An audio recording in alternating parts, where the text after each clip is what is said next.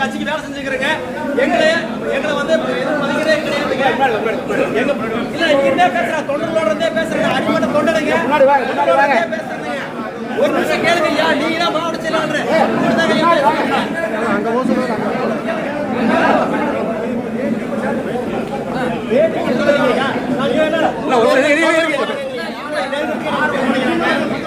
கூட நடக்குதுங்க ஐயா. எங்களை கூப்பிடவே இல்லைங்க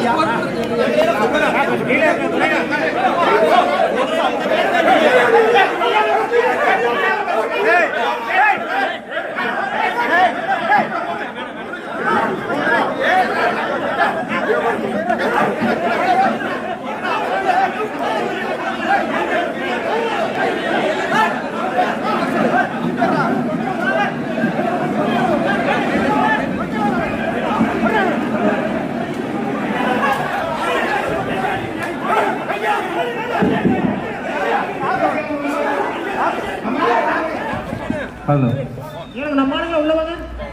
ஹலோ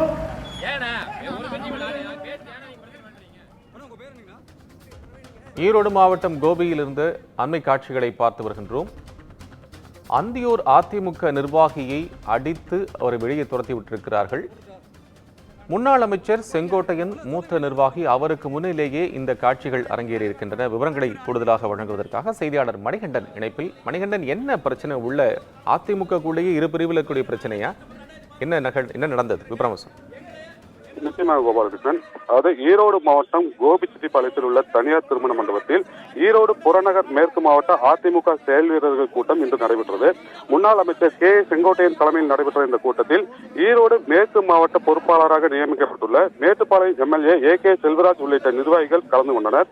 இந்த கூட்டத்தின் போது வருகின்ற 2026 சட்டமன்ற தேர்தலையொட்டி பல்வேறு ஆலோசனைகள் மேற்கொண்டனர். அப்போது கூட்டத்தில் முன்னாள் அமைச்சர் கே செங்கோட்டையன் பேசிக் கொண்டிருந்த போது அந்திய ஒன்றியத்துக்கு உட்பட்ட அத்தானியை சேர்ந்த அதிமுக ஒன்றிய இளைஞர் பாசறை அமைப்பாளர் பிரவீன் திடீரென எழுந்து நின்று இவ்வளவு பெரிய கூட்டம் நடைபெற்று வரும் நிலையில அதிமுகவில் இருந்து முறையாக எந்த ஒரு அழைப்புகளும் நிர்வாகிகளுக்கு தரவில்லை என குற்றம் சாட்டினார்.